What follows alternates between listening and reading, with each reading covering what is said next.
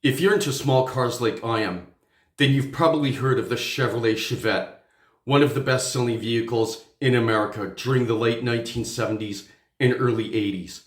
Simple in design, yet very practical, it was the answer to many problems plaguing drivers during the energy crisis of the 1970s.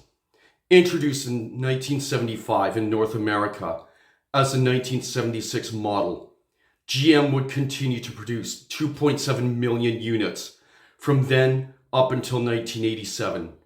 Where it lacked in performance, it made up for in practicality, reliability, and fuel efficiency.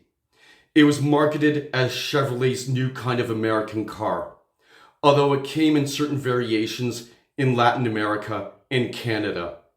If you want to learn much more about the history and features of this bestseller, stick around. I'll present to you the best review of the Chevrolet Chevette on YouTube. So, sit back, relax, and enjoy. By the middle of the 1970s, consumers demanded more fuel-efficient vehicles in a response to petroleum shortages. The Iranian Revolution in 1979, coupled with the start of the Iraqi invasion of Iran in 1980, drove oil prices to their highest peaks in decades. To meet these new market requirements, GM tasked Chevrolet to devise a new vehicle tailored to the middle-class American. The Chevrolet Chevette was the successor to the much corrosion-prone Vega, and engineers needed to ensure the aluminum engines were safe, reliable, and never prone to fires, as the Vega was.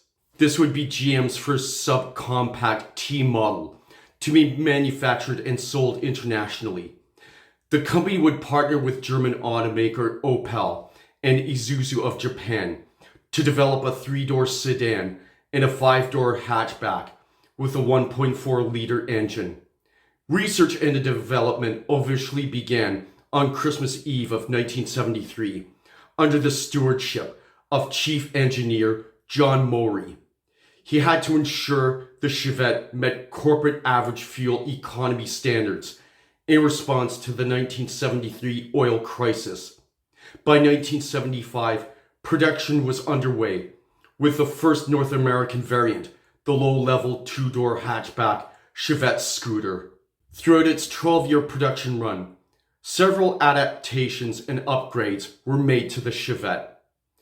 In its initial launch, the 1976 version was equipped with a 1.4-liter engine and was available in 4-speed manual or 3-speed automatic transmission. The engine was able to run up to 60 horsepower, and other features included rack and pinion steering, front disc brakes, front bucket seats, an onboard diagnostic system, and tricolor rear lights. Factory options were AM/FM radio, an analog clock, and a chrome bright package. For 1977, the Chevette's engine was increased to 63 horsepower, and a rear seat option was available for the 2-door hatchback scooter. In 1978, a TH180 automatic transmission was added to replace the THM 200 series automatic. A 1.6-liter engine became standard. For 1979, the Holley 2-barrel carburetor became standard on all models. The front fascia was revised with a flat hood, no longer wrapping down to the bumper. New for 1979 was a large chrome grille with Chevrolet's bow tie emblem and rectangular headlights. A new air injection system was introduced to improve catalytic converter function at idle.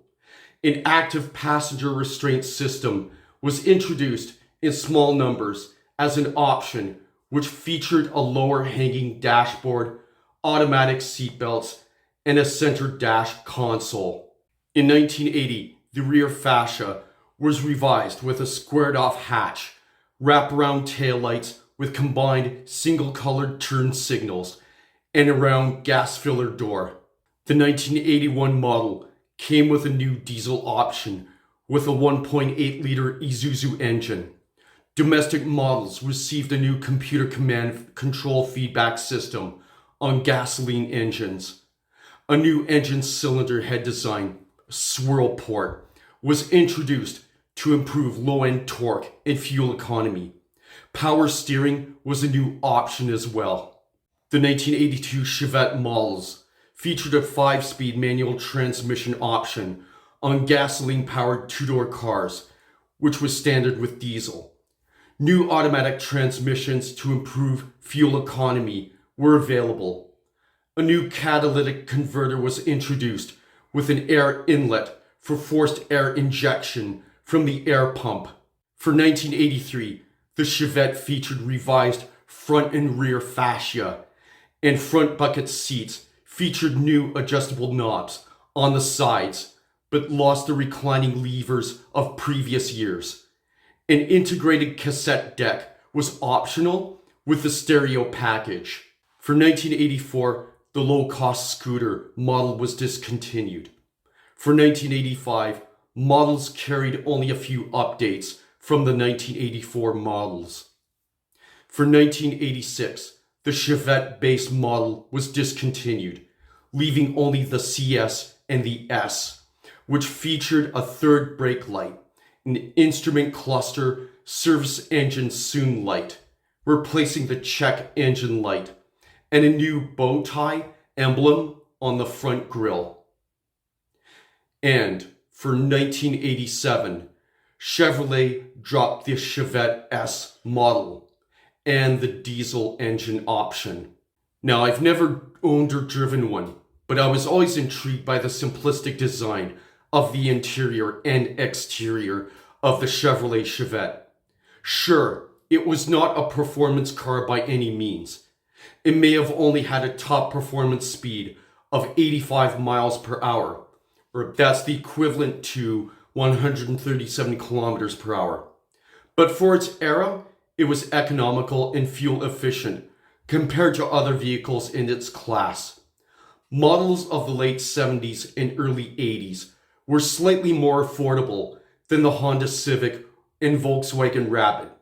For many Americans, it was the perfect car to get from point A to point B with comfort and conveniences without having to break their bank accounts. As I've watched a few other videos of drivers behind the wheel of a Chevette, I've noticed how much pep there was to the engine. The instrument panel has an easy to understand interface, and one is not so overwhelmed with technology compared to conventional vehicles of today. It was a simpler market back then, but of course cars from the 70s and 80s were generally less reliable, at least in my own opinion. I'm sure most of us would never go back to rack and pinion steering, as the convenience of power steering columns necessitate little muscular strength to make turns. In spite of its pros, the Chevrolet Chevette definitely had its cons. Even with the anti-corrosion treatments, they were still prone to rust after only a few years. Many owners complained about experiencing a loss of electrical power due to engine problems. The starter was prone to wearing out and needing replacement. At times, the transmission failed, and problems with the battery and alternator were common. As well, brakes often wore out quickly, resulting in costly repairs. However, in all honesty, if I was compelled to purchase a used car from the 1970s, the Chevette would be my ultimate choice, but it would have to be available in 3-speed automatic transmission. I'm into simple yet practical designs, and as long as I can enjoy air conditioning, heat, extra room in the back for my groceries, and music playing from an AM-only radio, that would work great for me.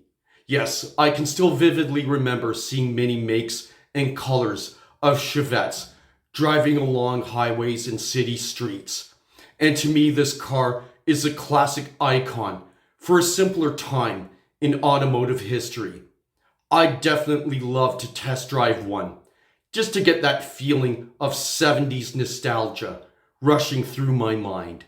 Since it's been almost 40 years since the last Chevette rolled off the production line, maintaining a Chevrolet Chevette would probably require specialized mechanical assistance. Modern Chevrolet dealerships may only offer limited expertise, so your best bet would be to consult a certified mechanic who specializes in cars from the 1970s and 80s. Now, I'm no expert by any means, but you could rely on skilled professionals like AAA, Midas, Jiffy Lube, or if you're in Canada, Canadian Tire. They all perform maintenance and repairs on just about every kind of vehicle conceivable. So, there you have it, the history of the Chevrolet Chevette. If you enjoyed this video, please give it a like. And if you want to learn more about the history of cars, consider subscribing to my channel. This is Sean. Thank you for watching. God bless you, and wishing you peace, much love, and namaste. And always remember to drive responsibly.